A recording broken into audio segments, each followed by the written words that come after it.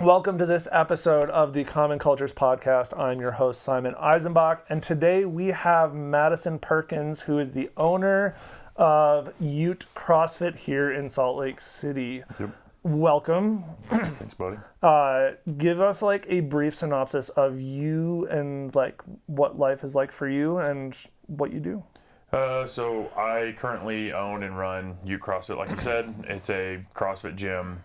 It was started years back, 2009, and me and my wife moved out here to Salt Lake City to manage it. I moved out here to manage it, and then the old owner offered for us to purchase it, so we did.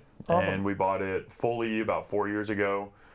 Moved out here 8 years ago to take over and manage, and it's just kind of grown from there.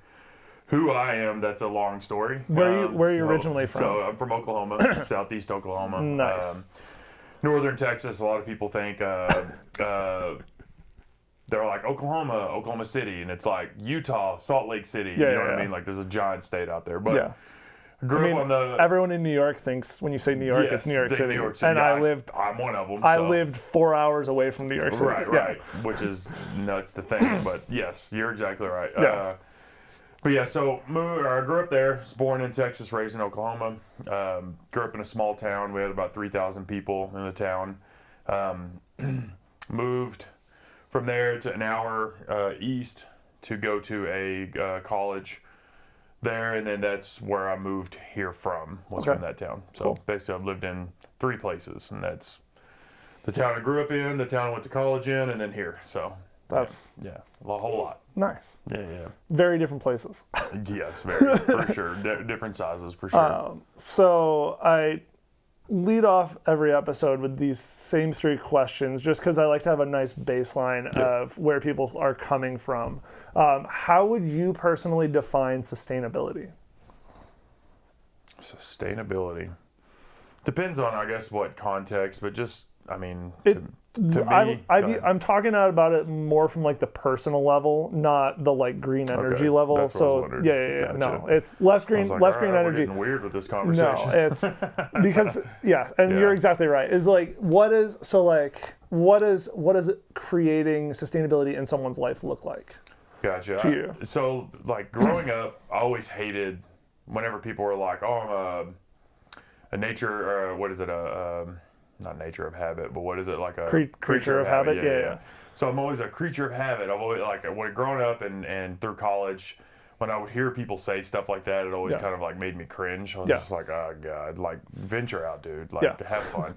Like I always hated like schedules, and I hated stuff like that. Not that I was like a free flowing spirit that just kind of but I just always wanted to, like, you had like your typical times of stuff of like, oh, I got to be a class at this or work at this. So that's understandable. But, like the older I've gotten, to kind of answer your question, I feel like sustainability in life, you kind of have your certain aspects that are concrete that you kind of can lean on. That's going to be like where you live, like your job, those kinds of things. But mainly for me, it's like stuff that keeps you grounded and kind of can keep you moving forward. For me, being grounded is just like a constant reminder of where I came from, what I've been up to, and like how I got to where I'm at. So that kind of keeps me grounded and like not letting my head get too big, kind of a way.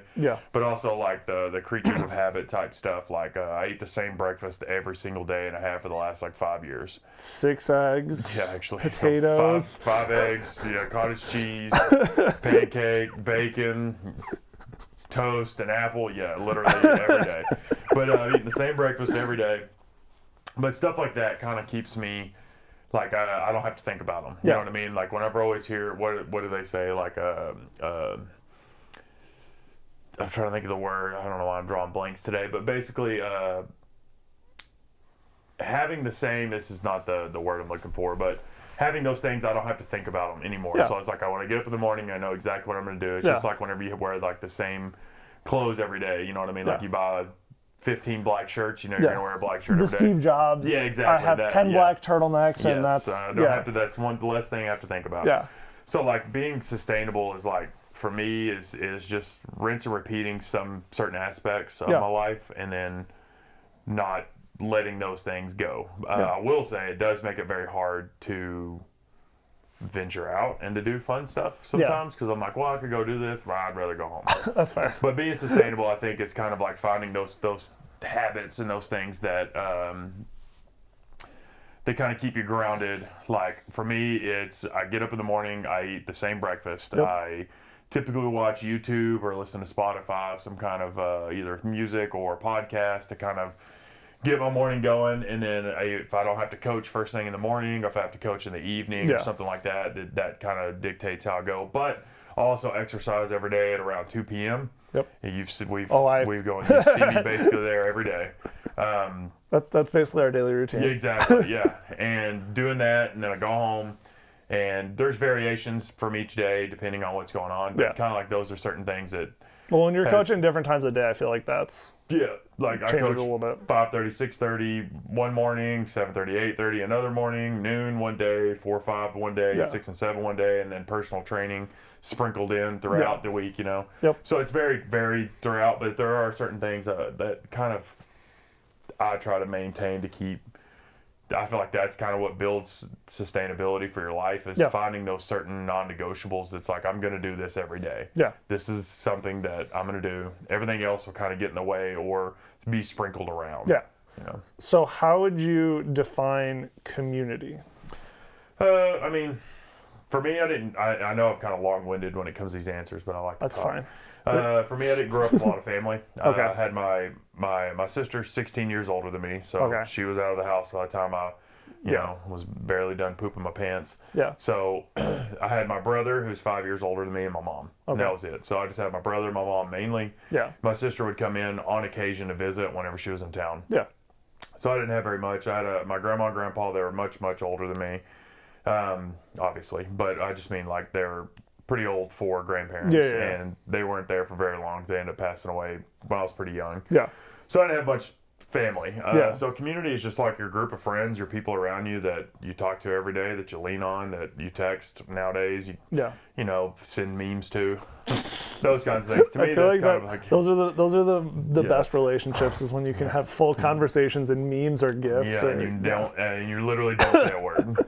But I think that's more of the community. It's just kind of the people that you're around daily. Just good relationships that you're around daily. Yeah. What does a sustainable community look like? And this is part of why this question is part of why I wanted you to be a guest, is because I feel like at Ute, this is a perfect example of a sustainable community. Yeah. What does a sustainable community look like to you? So, in regards to the gym, to our gym specifically, and I know that it's wild. If you go to any CrossFit gym, you're going to experience certain things at every gym. Totally. But there's also going to be things you're not going to experience. Like I've been told probably like within the last 6 months, like 5 or 8 different times of people moving. And they're like, man, you guys really set the bar high. Yes. And it's my gym. I don't know. I don't go to other gyms. I'm not looking at what other people are doing. Totally. Like, oh man, like we need to do that. Like I'm in my bubble, right? I don't know what the fuck's going on at other gyms and stuff. So it's like I'm in my bubble. So for our gym specifically, the biggest thing I preach is like hard work. Yeah. Like that's all I care about. I just want you to work hard. I don't care what you do. Yeah. If we're doing a movement you can't do, if we're lifting a weight you can't lift, I don't mind. I don't care. I want you to do what you can do. Just work hard at what you can do. Yeah, that makes sense. So I think for our community specifically I think that's kind of like the underlying base that we all kind of lean on, is that we all know that we're all going to do the work. Yeah. Yeah, you'll have some days where you feel like crap and you don't want to do anything. You come in, you just move, and that's fine. We don't care because we see that you're moving most days. You're trying. You're still doing something. Yes, you're actually trying. Yeah. And it's not that if you don't want to work, you can't come to my gym, but it's more of like that to me is just kind of like an understanding. The moment you step in, you go, oh, these people like, they cut up, they laugh, they make fun of each other in funny ways. You have a good time, just like any kind of family would. Yeah. But when it comes down to brass tacks, 3, 2, 1, go. It's time for the workout. No more talking. Totally. We're in. Yeah.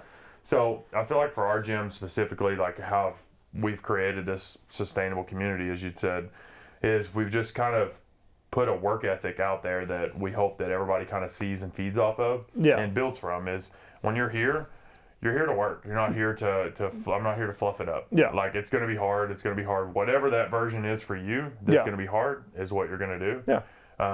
So I feel like it's definitely built, I don't know, it's built a pretty solid community of people that make other people want to be around. Yeah. You know? It's a good way to put it. Yeah. Awesome.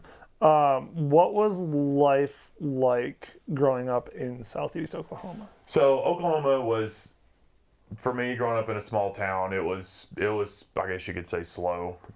Like, going to a city is like constant. Go. There's always something. There's always cars. You always hear stuff. Like, small town, man, it was like on our street, if someone drove by, you're like, whoa, who's that? You know, like someone's driving by. Just because it wasn't like every regular 13 seconds, right? It was just like, that's Bill that lives 4 houses down. He's coming home at 4 because that's what time he comes home every day, right? Yeah. Because you know everybody in the community, you know everybody around. Like, you know their schedules. Right, yeah. Just because it's like, in a town of 3,000, there's not too many people that are just kind of coming and going, you know? Like, I graduated with 88 people. It's like I knew everybody in my graduating class and the one above me and below that. I knew every kid. We knew everybody's name. Yeah. Anyway, so, like, growing up in a small town, I know that's normal for small towns. The South is, I didn't know any better. I just, now that I've moved off and I go back, is everybody's super nice. Yeah. In a way of just like welcoming. If you break down, you'll have 3 or 4 people pull over to help you push your car or whatever. Like, fix the flat, it's almost whatever. just like, get out of my way. And it's like, oh, okay, like, I've gotten out multiple times and helped push people's cars and driving and pulling people out when they're stuck in the snow, and people are like, really? And I'm like, yeah, dude, I just pull you out, let's go, you know? Yeah. So that's kind of what I'm used to.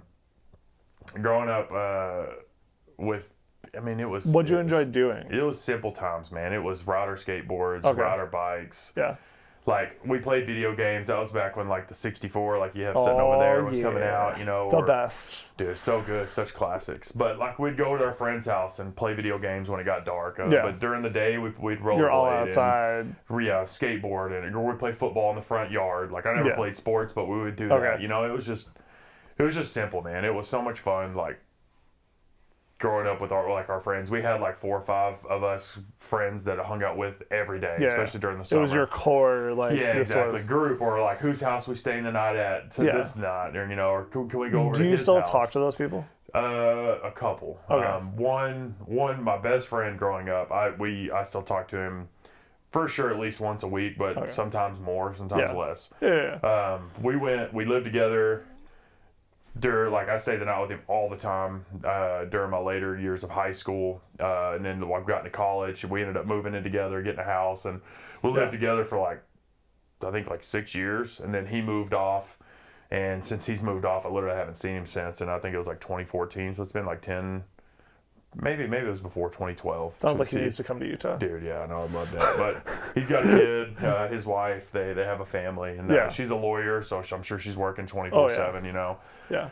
But anyway, so like I talk to them all the time. I want to go visit them, but they're in Oklahoma City, which is 3.5 hours north of where I'm from. Yeah. So when I go see my family and my wife's family and where do you guys fly into? Dallas. Oh, okay. Yeah, so we fly into Dallas because it's an 1.5-hour drive. Oh, okay, so it's way closer. 3.5 hours, right? That's fair. Yeah. So, but growing up, it was simple for me. It was fun. Like I said, none of us one of our friends played sports.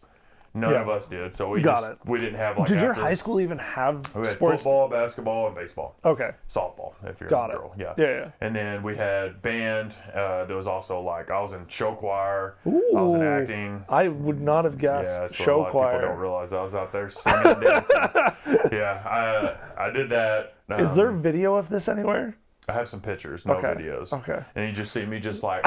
On stage, just belting out. It's pretty funny. I love it. I had really long hair then too, so it was amazing. Definitely not who I am today. Amazing. And then I was in speech and drama, so I did 3 years. I did plays, won best actor, 2 of those. Wow. Because one of the years I didn't get in it, but the teacher really liked me, and she was like, "I need you to do this part. You have 1 week to memorize all your lines." I was like, "Okay." So anyway, so it was cool. Like. I don't know. I just did it because it was fun. I got to act like an idiot on stage, you know. Yeah. Like you've seen me in class and at the gym. I'm a bit of a character. Personality is not lacking. No, I've never met a stranger in my life. You know those things. Yeah. But But no, it's fun. So like we did a lot of that kind of stuff. Like I said, I was in band from 6th grade to 6 years in college of having, it took me 6 years to get a 4-year degree. I basically made it 3.5 years in and realized I didn't want to do music anymore. So I was just like, man. I know that feeling. Yeah, dude. It was all I knew. So yeah. I did when I was graduating high school, I had my sights completely set on going into the music industry and like recording. Mm-hmm. But I also knew that like it would be hard to do that. So I was like, I'm going to go to community college and get a generic degree. And by the end of 2 years of community college, I was like, yeah, that doesn't seem like something I really want to do forever. Yeah. And like, thankfully I made that move because you saved some time and saved money. a lot of money, a lot of money. Yeah, I bounced around when I first started, I was a music performance major, which is like. What instrument did you play? Percussion. Okay. So drums, anything drums. So when I got there, I didn't know how to read music. Basically, in the 6 years from 6th grade to 12th grade of high school and middle school, we had 4 or 5 different music directors. Ooh, that's hard. So it's like we didn't have anybody to consistently help us grow. So when I tried out for college, basically my second year of college, I caught up to where I should have been freshman year. Going in. Yeah. And it was just studying and studying. Anyway, so I just got super burned out. Yeah, and that's understandable. Yeah, it was just like, man, it turned into a job, and it like had it been a little bit easier to read music and to understand these things, maybe it would have went a different route. But I just struggled so hard, and I really had to work overtime. Yeah, but I started taking like health classes, like kinesiology and just other stuff like that, and I really enjoyed those classes. And I was like, screw it, I'm going to spend as long as I can to drag this out because I was getting financial aid. So I was like, I'm just going to drag this out and take as many of these classes. Yeah. Because I'm not switching degrees at almost 4 years. Yeah. So I was like, well, I'll just take as much as I can. So I spent the next basically 1.5 to 2 years to get that, finish up my music degree and get as many of those extra classes as I could. Nice. I had a minor in business.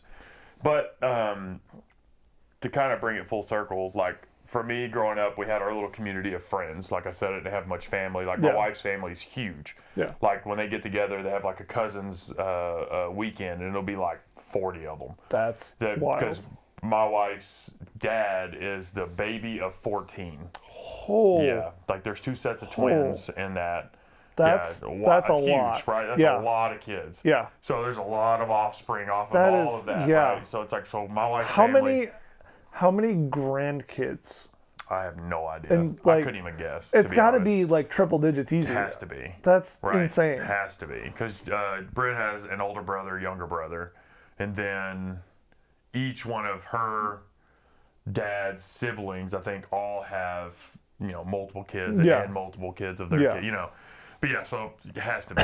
So when they get together, they have a massive That's insane. family, dude. It's nuts. Like when we get together for like holidays, they're like, "Oh, we're not doing anything big, just what?" And dude, it'll be at least 20 or 30 people, and I'm like, "You're like, that's my family." How many degrees of family are we including in nothing big? Exactly. Yeah. So she like when we go visit her family, it's like it's a whole ordeal, right? Oh, that seems like it. Yeah, dude, it is. But it's fun. They're all good people, fun to get along with. It also feels like you have to plan visiting her family out way more than your family. So, yes, for sure. But luckily, it's all within an hour of each other. Oh, okay. So it's like my family's within an hour, so we'll stay like with her parents, and then I'll drive and go see my family. It's super like one day. Yeah. And hers is like over the course of a week, trying to get all of the family members in. Yep. But yeah, so like for me growing up in that small town, like I had my group of friends, and dude, we were close. Like we hung out, like I said, we hung out with each other all the time, and it made me realize like friends can be like family. Yep. And that's kind of how I've treated the gym. Is I treat every person that walks in as if they're family. You know what I mean? Like, hey, come on in, try it out. If you like it, cool. Yeah. If not, no worries. Yeah, you guys do have a very welcoming environment, and I feel like that plays out into how members also treat new people in the gym. Yes. Yeah, like one of the things my wife was telling me, we had this girl drop in yesterday. She's going to sign up, but we always introduce new people. We're always like, hey, like I had a guy yesterday. I was like, hey guys, this is Owen. He's going to be here. He's signing up. He's new to the area. And everybody's like, hi, Owen. Because I think it's funny to do that. So everybody does that, and it kind of like breaks that ice. Like everybody gets his name and they go talk to him. And sometimes I'll be like, oh, this is, so-and-so and they're from New Hampshire or something. And someone's like, oh, where from? I have family, Yeah. So it ends up like kind of brings them in. But at my old gym in Oklahoma, I worked at. So I basically worked every kind of job you can: construction, fast food. Worked at Walmart for a while. How'd you get into CrossFit originally? Bro, one moment when I worked at Walmart, I had to do the door greeter one day. Best freaking day ever. It was amazing. I loved it. Absolutely loved it. Hey, how you doing? Come on in. Welcome to Walmart. Luckily, my best friend, my roommate, came in that day. He was like, "What are you doing?" I was like, "I'm having a great day." Anyway, Amazing. No, so like through a series of events, I'll just blow through kind of quickly. Kind of growing up, like I told you, I didn't play sports. I didn't work out. Never. Because one of our friends who played football, he tried to get us to work out with him. Yeah. We'd go with him every once in a while. Yeah.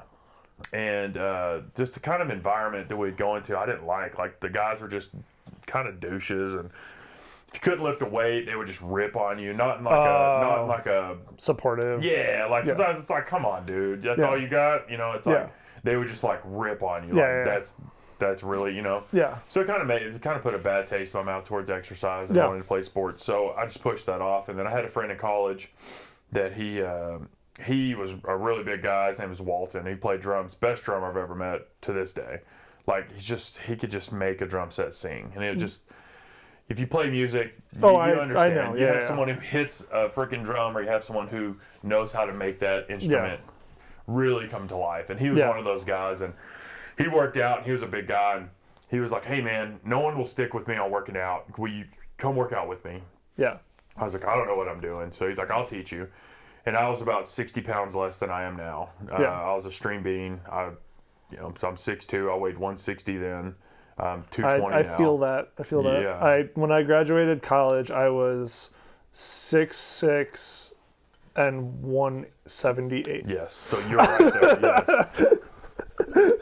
The wind blows too hard. You feel it kind of pushing you over. Yeah. Yeah. So I was a little guy and working out with him. He was a big guy, and he spotted me, taught me a bunch of stuff. And one day, this is 2008, he was like, "Hey, a friend of mine told me about this website. It's called CrossFit.com. He's like, we're gonna look at it. They put workouts on there every day, and he's like, we're gonna do one of their workouts." And I was like, whatever. Freaking murdered me. Put me in the floor. Felt like I wanted to die. I was like, I'm never doing that shit again. So I didn't do that again for years. Literally, I was like, not doing that again. So 2010-ish, he had graduated and moved off, and I was like, man, I want to start actually working out. I got a gym membership, and I started reading into it, and that's when I was taking those health classes and stuff. And I texted him, I was like, hey, what was that thing we did? And he's like, oh, it's CrossFit.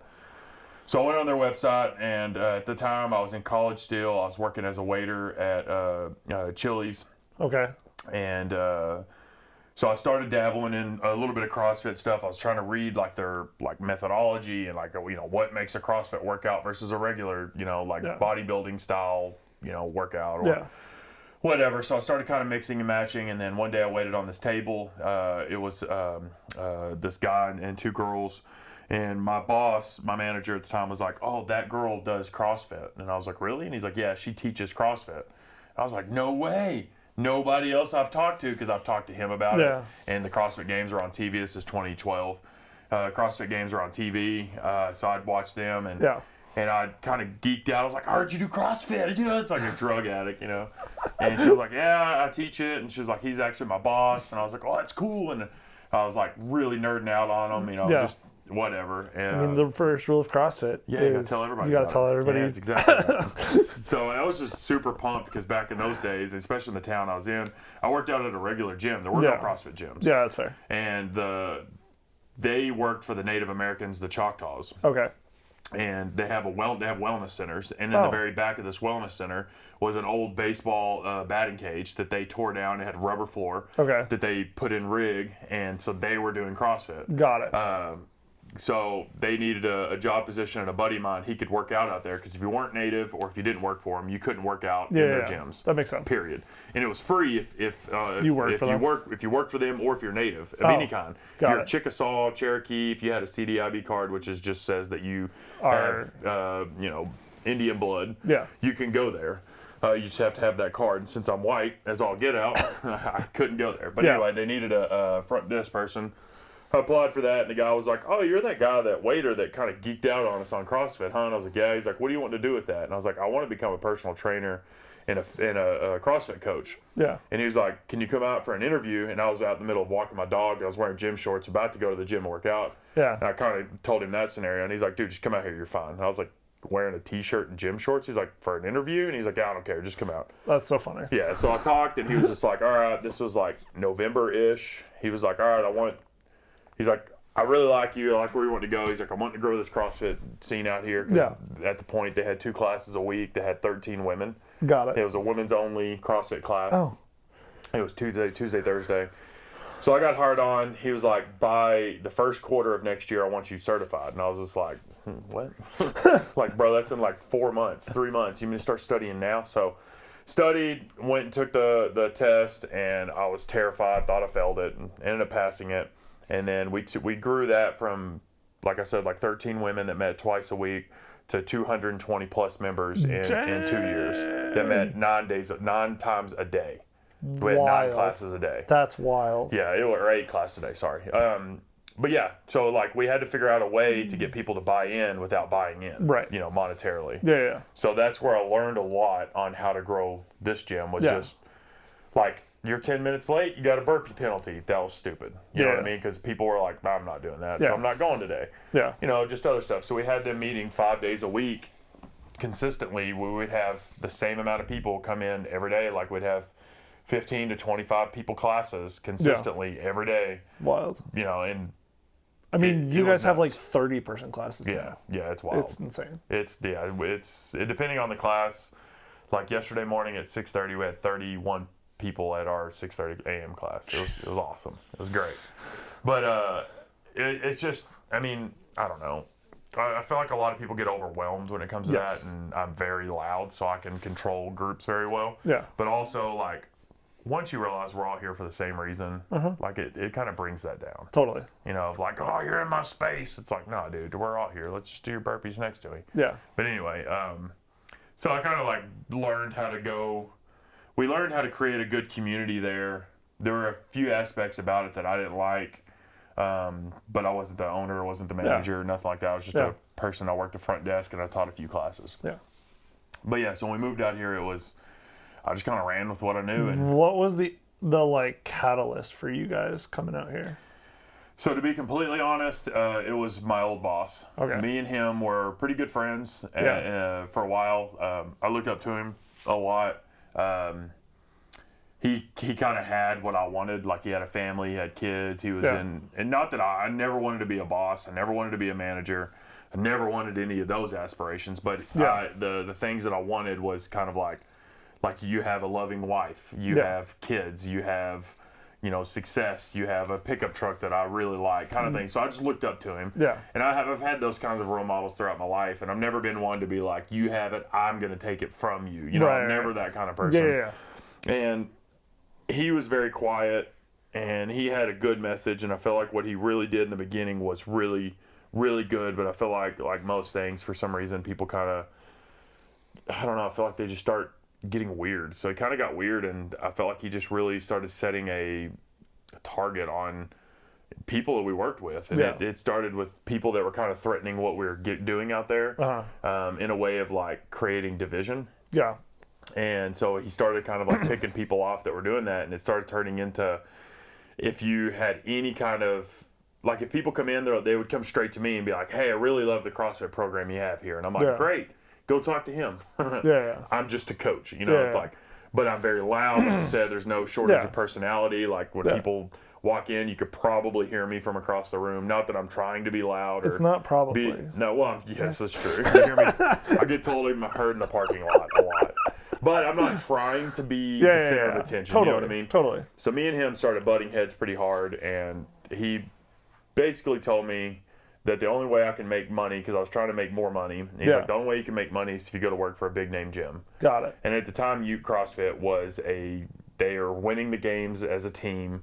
The old owner, Tommy Hackenbrook, he was a big name in the community, in the CrossFit competitive community. Yeah. So I followed him. High level. Yes, very high level. He won second in 2009. He's very high level. Yeah. So he needed a manager, and I was like, that's a big name gym. What he told me. So I reached out and was like, hey, this is who I am, what we've taken this program from. Here's some stories about people that I've helped just over the years that I've just kind of kept accounting of. Would love to come out and manage your gym. Yeah. He reached back and was like, hey, it's great to see. I don't know what we need, but I know we need something. I'll be in contact. Yeah. And then he reached out. We ended up coming out for an interview.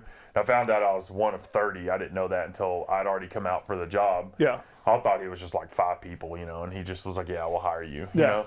But he's like, no, he interviewed like 30 plus people. And he said, basically, I was one of the only people that didn't come out here saying like, here are my accolades of my athletic performance. Yeah. He's like, I was one of the only people that were like, hey, here's programs that I've grown. Here's people that I've helped. Here's the community I've developed. Yes. Here's the way I've made lives better. Yes, because people saw him as a games athlete. Yeah. So they were like, oh, he's looking for another like person to be on his team. Right. I can manage his gym. They wanted to be on the team and secondarily manage the gym. Yeah, but and that's he not what he needed wanted. Somebody to manage the gym while he was an athlete. Things. Yes, exactly. Yeah. Or because he was kind of on the back end and starting to come into retirement. Okay. So he was just kind of like, yeah, that's behind me. That's behind our gym. Yeah. Now I want this to grow and become a successful business. Yeah. So we moved out here and knew no one, knew nothing. We moved out here. My wife was a teacher at the time, and she was teaching summer school. So I had to move out by myself for a few months.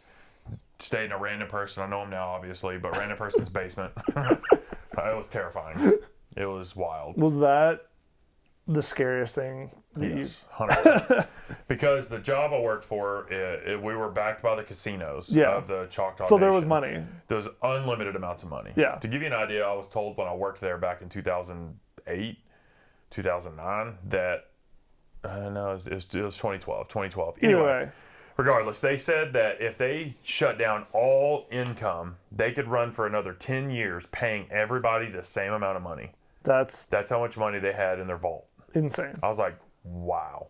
And that was 12 years ago. You know what I mean? So that's crazy. And they've built 3 towers since then. That's crazy. So it was like unlimited amounts of money. And like another example, we needed 10 more rowers, and our office lady accidentally put it in 3 times. So we got 30 rowers delivered. Oh. And they literally were like, just find somewhere to put it. I was like, bro, that's $30,000+ worth of rowers. Yeah. Holy crap. That's crazy. And it was just shrugged it off. So it was like, if 0 people showed up or if 1,000 people showed up, I got paid the same. Yeah. And they didn't question anything happening. No, it was just kind of like, well, I mean, yeah, you had people that were, but still, but like it didn't kill the business. Yes, there was no like, oh God, now we really, no, it was, all right, well, we'll just take this out of our yearly budget, you know? So moving out here, I was now moved to hourly and a few like bonus promises and stuff like that. Yeah. To where it was like, not necessarily that I had a cush job, but it was like I had a security. Yeah. I still worked my ass off. I still worked, but I had security. I don't think you know any other way. I don't. I don't know. I can't be lazy. I don't understand how people do it. Someone asks me to do something and whatever. Yeah. It's not that I'm just like this like hard working guy, but if you're gonna do something, you're gonna do it. Yes, I'm gonna do it 100%. Yeah. But yeah, so moving out here was terrifying because now I'm moving to a place that the rent was triple. Like we had a really nice place that was in the middle of town and we paid $700 a month. Yeah. Moved out here and the crappy crap hole was $1,100 a month. Yeah. I was like, this sucks. To get a decent house was going to be $1,800 a month. Oh, yeah. This was back in 2016. Yeah. So now it's like, to get a decent place, you're looking at like $2,400-$2,500 a month. Yep. So I'm like, oh God, like what did I do? What did I do? Yeah. I actually had to get a second job for a while. I cleaned windows. If I wasn't coaching, I was cleaning windows for a guy that worked at the gym, or came and worked out at the gym. Yeah. To just make ends meet. Yeah. And then my wife, she tried to get a teaching job, and she was so burned out. Luckily, we were able to make it work without that. So she started babysitting and doing a few other things. Was Britt already a CrossFit coach at that point? No. Okay. Not at all. She was just a client out there. Like, I mean, she was my fiance, but she just worked out there now. When she moved here, my old boss was like, hey, let's get you certified, and we can use you as like a coverage coach or to teach one-on-one, stuff like that. And then it slowly turned into what it is today, which she coaches classes she's actually coaching right now. So, that's funny. Yeah. Yeah. Awesome. But it's it was definitely a journey, and it's when we first started the gym, or came out here to manage the gym, it was like 60 people ish. I'd say probably 60 to 80 people. And then when we moved from our old location to our new one, we had around 160, 150 people. Yeah. And now our new location, we have around 260 people. So it's slowly grown, you know what I mean? But again, it's just kind of creating that space where almost like there's a sense of expectation from your peers and from people next to you in a way of like, hey, you're here, let's work. Let's get to your goals. Let's get to what you want. Yeah. Because that's what you want. You signed up, you're putting in the time and effort. Yeah. Let's try to get there, and let's and it's not like I'm having to go extra as a like person working out next to you to try to help you. It's just like, hey dude, you got it. Keep it up. Right. Like I watched this team last night work out. We do team workouts on Tuesday. And one of the guys, he's very out of shape and he's very new, but he works so hard, and his team were all super supportive. Like, breathe, dude, you got it. You're working so hard. Right. And they were super supportive of him. Yeah. The entire workout, and he was dying. Yeah. And I was just like, man, that's so cool to see. You know what I mean? He's doing a different weight or like modification than the person next to him, but they are both still putting in their full effort and really trying to push forward. Exactly. And I feel like that really, seeing that, I'm like, okay, that's the community. Because I feel like I'm not a religious person in the sense of like, I'm not, but I'm not. But I feel like more like agnostic. Yeah, I guess. Yeah, if you want to go that route. Yeah. But what I'm getting at with that is, I feel like the religion side of things has really, over the course of humanity, has really set in this sense of community. It's a group of people that all have the same beliefs, that all come together. For, I guess, church is like weekly or bi-weekly, but regardless, they still come together, and then they can lean on each other during hard times. Hey, we're moving. Hey, I'm struggling at this. Is there something like that? And I feel like the gym has been, like I had a guy the other day tell me like, hey, like, this is my church. Yeah. And it's like built-in friendships and exactly. And that's kind of what I told him. I was like, to be honest, I feel like a lot of us are looking for that. I feel like a lot of us are looking for some sense of community, some sense of belonging, some sense of I can lean on this. As someone who works by himself and is working from home, it is my constant, like, every time I walk into the gym, I can have some solid face-to-face interactions with people that I can have an authentic conversation with. Like, if I'm having a crap day, I can talk to someone and like turn it around a little bit, or like talk through something. Exactly. If I'm having a great day, I can talk with someone and can celebrate a little bit, and also like get pushed when I need to be pushed in some capacity. Yeah, it's just, again, it kind of comes back to that accountability aspect for the being pushed part, because I feel like that kind of gets a negative connotation. Like, people hear, oh, they're just going to push you to whatever, and it's like, no, I'm just holding you accountable. Just like you said you wanted it. Like, let's get it. You're there for a reason. Right. You can do it. You just, sometimes you get in your own way, and whenever someone calls you out on it, it's like, oh, yeah, you're right. Sarah was calling me out for my back squats last week. And this week, even though I PR'd. My back squat was a post-COVID PR. Sweet. Congrats, man. That's huge. I mean, it wasn't like my deadlift. Yeah. But regardless. But like, it's still like that positive of like, hey, you could actually do more. Because also too, like how we were doing cleans in class the other day, and I stood up one that was pretty heavy. Yeah. And I felt like I was kind of struggling through it, and my wife was standing next to me. She goes, man, you made that look really easy. And I was like, yeah, that's not at all how that felt to me, but all right, But it's like that. I'm sure Sarah saw that with you, is like, like what she sees is different than what you feel. Exactly. So. That's exactly what it was.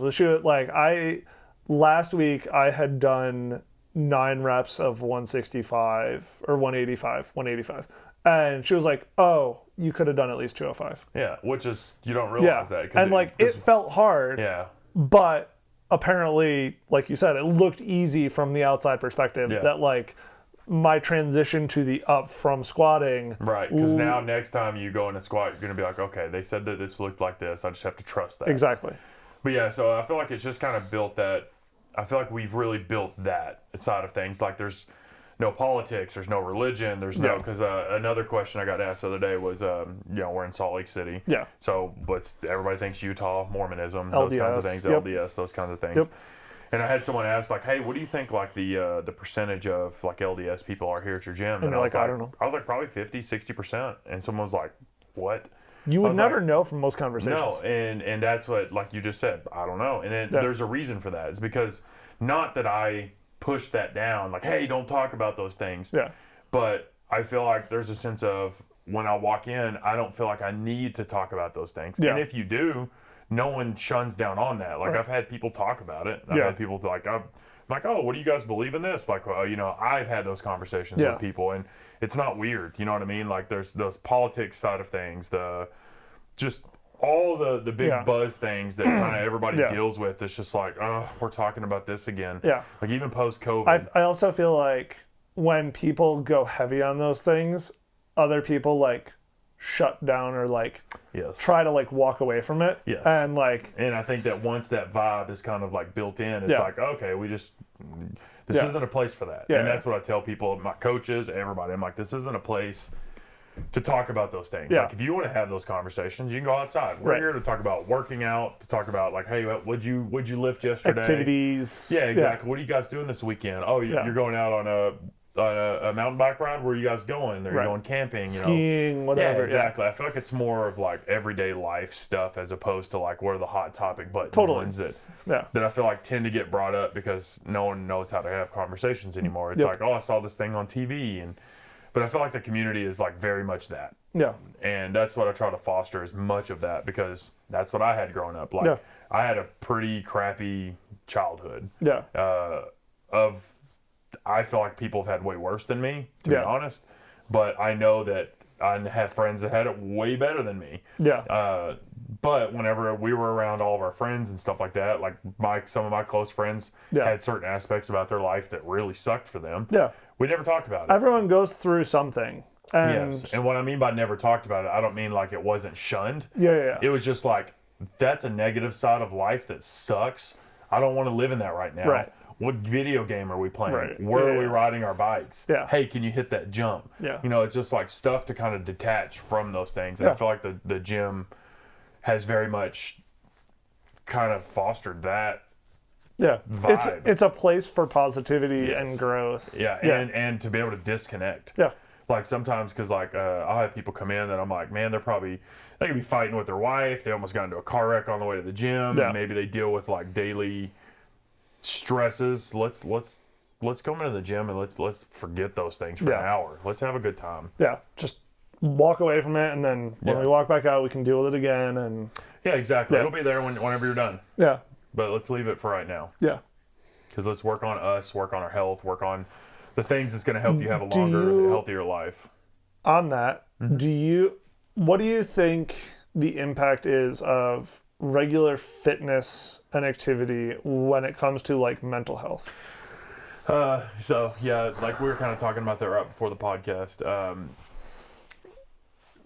I feel like a buddy of mine, one of the things he brought up when we were talking about like exercise and mental health, and we're talking about like medications and stuff, and like studies are now showing that exercise has shown more of a benefit than any kind of like antidepressants and stuff like that.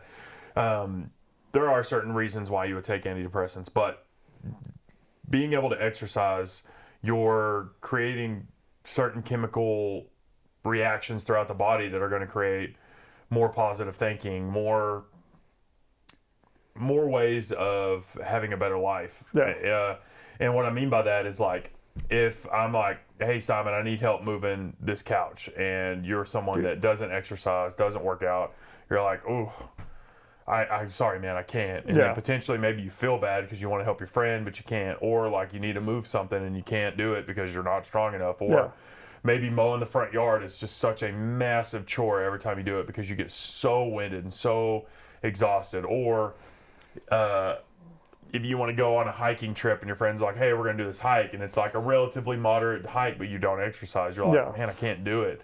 Now that's going to be such a hard thing. It's a bigger obstacle. Yeah, exactly. The obstacle now is so massive that this is just going to be more of a stressor as opposed to like we're out hiking, enjoying nature. Now it's like, oh, I'm dying, dude. How much longer we have, you know? Or like those kinds of things. And I feel like I feel like exercising and lifting weights and those things make those sides of life much easier to where you can actually enjoy them. Like if my friend's like, hey, let's go play. Like there's a softball league at the gym. One of the guys he picks some like people that he knows that played softball.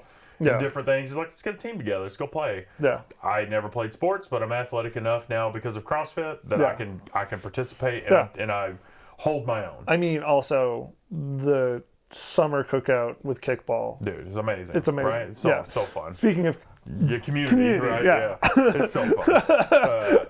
We have an annual kickball tournament, basically a kickball game. We all get together and do a big barbecue and drink and dude, it's a huge one of the highlights of that, like, and that's one of the things I think you guys also foster is like relationship deeper than just a workout, is like doing things like the summer cookout, the Friday night lights during the games, and even if people are not doing actual games, like paying to be a part of it, like some people are, but like generally not. But they're still doing it. I just meant like we're all just general people. And then like the Christmas party, like those are things that like everyone at the gym really looks forward to because of the people that are all a part of it. And it's like, it's also cool because it brings together all of these people that would not normally see each other. And people that don't normally work out together, because like the gym I went to in Pennsylvania, the 6:30 a.m. crew was like its own entire isolated thing from every other class. We all hung out together, we did things outside together, whatever. But like the evening crews, 3 classes worth would go to the bar afterwards on Friday. And so it's just like, it's 2 very different things. But then like here, it feels like you like naturally it's pulling all of them together. Like every class is almost every class. You know what I mean? It's like, oh, you go to this. Oh, cool. Yeah, I see your score on Sugar Watt. Or I see you, whatever. So we definitely try to do that. We're all a gym. We're all a community. It's not we're little pods of people that happen to come to the same space. Yeah, exactly. But I feel like for the mental side of things, like I've always heard this, like whenever I first started working out and I was just like, that's the dumbest shit I've ever heard. But was talking about like do hard things in the gym so the rest of life feels easy. And I was like, that's freaking stupid, because dealing with like a boss that's a dick, or like, your spouse and you are fighting or something, like to me that's suffering through burpees that does not correlate. But it kind of does. Like you're learning to handle stress, because like doing something where you're peeling yourself off the floor in a workout because you're just so dead tired and you're telling yourself you can keep going, you can keep moving. Oh, this sucks, I don't want to play anymore. You only got 3 more, come on, you can do it. And like those inner positive thoughts and those inner things like that to start pushing through the want to quit definitely comes into play. Like there's been so many times that I remember in part of my basement, we were remodeling, it was a dirt floor. And I had to dig it down 1.5 feet, and it was a 12 by 12 area. So I did it 2 5-gallon buckets at a time. It sucked. It took me a month of doing it every night, dumping it out of a window, digging, carrying it, dumping it. But I just knew one thing at a time, one bucket at a time, one disc at a time. If I just keep moving, an hour will go by, and I'll have done, it's taken me 4.5 minutes per load. That means, and I'm like doing the math in my head, because that's what I do when I work out. But I feel like for mental stress, working out and exercise, one, you're teaching yourself that you can push yourself through these hard times, and you're pushing yourself through hard situations, and you're overcoming them, and knowing that the time is going to end no matter what. So whenever you're dealing with those things outside of the gym, of just general life stressors, that you can overcome it. 2, the body composition changes, gives you more like confidence in yourself, of like, okay, I my shirts fit how they're supposed to. I'm not having to go up another loop on my belt loop, or I went from a large, now I'm having to buy double XL. Those kinds of things. Kind of gives you the confidence of I'm doing the right things for my body to be healthy and to keep moving. And then the last thing I'd say is like just the confidence in ability. Like you said, like you back squatted 185 for 9. Now whenever you're on the mountain biking, that you've built some strength in your legs that's going to help you push through. So, and it's dumb stuff like that that's just like, it doesn't seem that big of a deal, but it is. Like once you've pushed through. Well, and especially because like in that moment, it doesn't seem like much. But when you add up a lot of those moments and you look back 6 months, a year, 2 years of like, where was I? Like, I remember I started doing CrossFit stuff in 2018 and I basically like puked in my first like fundamentals because I was just like that out of shape. And now I'm like, I deadlifted 355. Like, I was probably deadlifting 100. Yeah. When I started. And in your mind, and a lot of people are like, man, that's a lot of weight. You picked up 100 pounds. Right. It's like, no, bro, that is not a lot of weight. Yeah. Because it always blows my mind what people think is normal and what should be normal. Yeah. But yeah, I think that the community aspect of the gym has been pretty cool, and to be able to give you guys like the Christmas parties, the kickball parties, and those things has been pretty cool. Just to, like you said, get people who normally wouldn't be around each other to be around each other. Yeah. And not in like a forced way. Yeah, and not in a like weird way. You know what I mean? Yeah, like it's just, it feels very natural. Or like totally. People are like, oh, that person does what? I work out with them every day. I had no idea. And I'm like, yeah, you get to have conversations in a whole different type. It's the same people, but a different environment. Yeah. And again, it creates deeper community. Because then, like, you realize that, like, you have more in common with people than you thought. Yeah, because we're all people at the end of the day. Yeah, we're all people. Because they're like, oh, that's so-and-so. I'm like, yeah, it's just a person. Yeah. I don't really care. They may want slightly different things in life as, like, surface level, but at the core, we're all just people. Yeah, and I think that kind of gets lost. I used to train the chief of the Choctaw Nation, so he was like my boss's boss, right? Yeah. And his name is Gary, and I was just like, Gary, what are you doing? And they'd be like, dude, you can't talk to him that way. I'm like, yes, I can. It's Gary. He's still a person. Yeah. And in the gym, he is. Yeah. And then, well, like, his workout buddy one day come to me and he goes, hey, is that Gary Batten? And I was like, yeah. He's like, dude, I've been talking crap to him for the last 6 months. I didn't realize that was who he was. And I was like, yeah, because he doesn't care. Yeah. This is a different environment. Yeah. Doesn't matter. Now, if you were doing that at, like, work and, like, putting him down, that's different. But it's a different environment. Like, we have the owner of Snowbird. He comes in from time to time. Yeah. I know him. Super nice guy. Yeah. He's walked in and people have no idea who he is. Yeah. But if I were to be like, hey, this is so-and-so, right. It kind of creates that weird hierarchy. Yeah, exactly. Like I'm like, oh, this is Bill. And they're like, all right, cool, it's Bill. Hey, Bill, how you doing? Yeah. So it's just kind of like I definitely don't get, it's rare for me to get starstruck in a way. I'm just like, that's just a person, whatever. Yeah. They've made better life choices than I did. Or I have gotten my foot in the door with so many people and places and opportunities because I didn't get starstruck. Or I knew, like, in the photo world, there's people that are at like high level. I'm doing stuff for Nat Geo all the time, whatever. And like, I've gotten jobs because when I met them, it was just another person. Like, hey, let's talk about things we appreciate. Like, yeah. And I think that people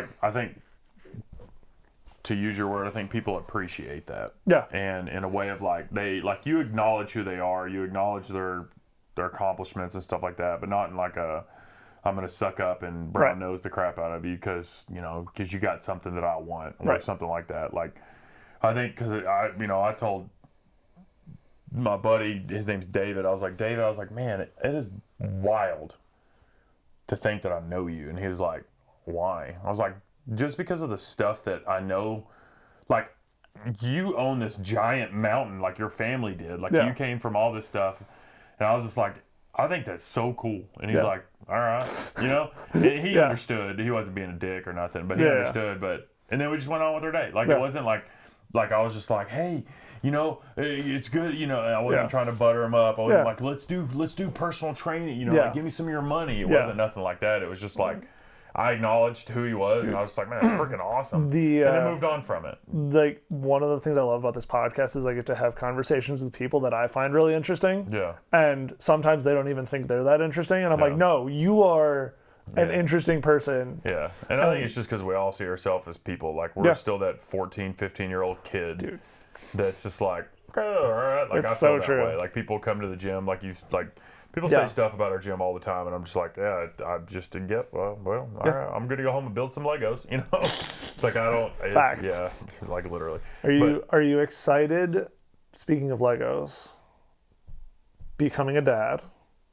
Oh yeah, dude. It's gonna be cool. Are you stoked for new Lego opportunities? Yes. So it'll be cool. The only bad thing is I have less money now to spend on Legos. No, we're having a kid in May. Super excited, little boy. It's funny, is people, like, I literally have a Lego room. People are like, "You're going to let him in there?" And I'm like, yeah. I was talking to a couple, we had a Lego convention at the gym a couple weekends ago. Wait, why did you not tell me about this? Yeah, I know, because it was for the ULUG. Oh, that thing. The Utah Lego Users Group. So it was basically like a swap meet. I'm gonna try to host it more. I just have a big open space. Yeah, so they have meetings at libraries a lot. Oh, okay. And they have to rent it or something like that. I was like, guys, just come here and use this space. It's open. So we did like a swap meet thing. But I was talking to a couple there that had a kid, and they have a huge Lego room as well. And I was like, people all the time ask me, like, are you afraid your kid's gonna tear your Legos up? And I asked them that, and they're like, no. He's like, you just kind of teach them, like, hey, we don't just grab that stuff, or hey, we don't just do that.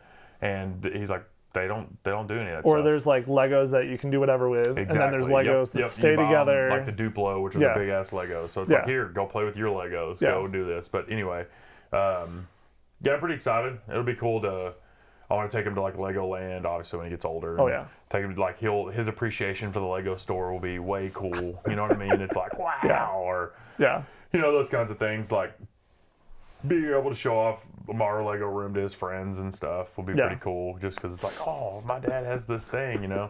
There was another guy that he builds this giant winter village. It's like as big as this living room. Yeah. Like, it's massive. They take it to the Lego show. Oh, dang. Every year, and he stores it in his garage, and his kids their friends will come over and like look at it, not play with it, but like they'll kind of play and check it out and see it, and it's a big thing. And I was like, that's kind of cool, you know? Yeah, that's awesome. Yeah, my family growing up had the original monorail from like the 90s, and to this day, every winter, it's like a thing of like, you put together like a village and then set up the monorail through it. And that's cool. My dad took a 4x8 sheet of plywood and covered it in green felt. Nice. And then my mom cut out like gray, black, and blue felt pieces that was like water bodies, parking lots, that's cool, and like stuff like that. So we would like build off of it and like actually make it like full blown. Which is like a huge memory thing that you have, you know. That was like every winter it took over our family room, and like that was the family room for the entire winter. That's cool.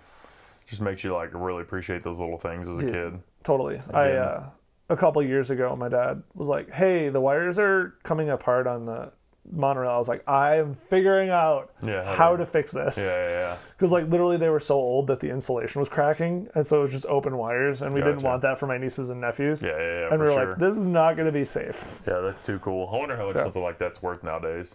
I'm gonna have to look it up later. Yeah, because that's insane. Yeah, to have that original. Yeah, awesome. Cool. Where can people find you? I have an Instagram. It's just my general stuff. It's nothing crazy, but it's Coach Matty P. The gym is Ute Crossfit, UTE. Awesome.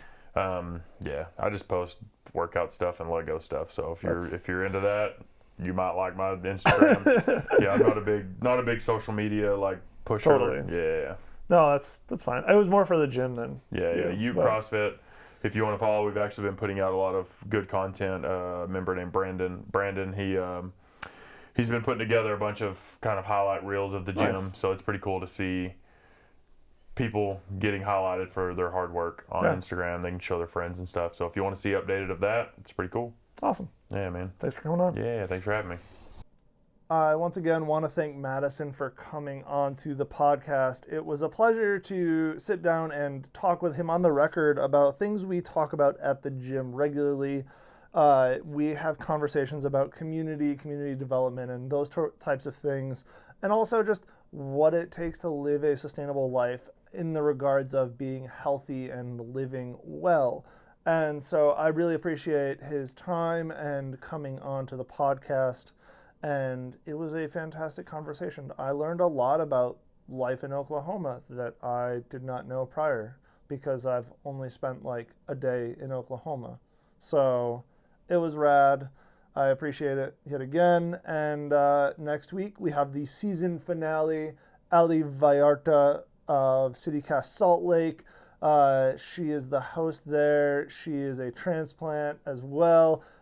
incredibly down-to-earth human that I really had a great conversation with that you guys are not going to want to miss.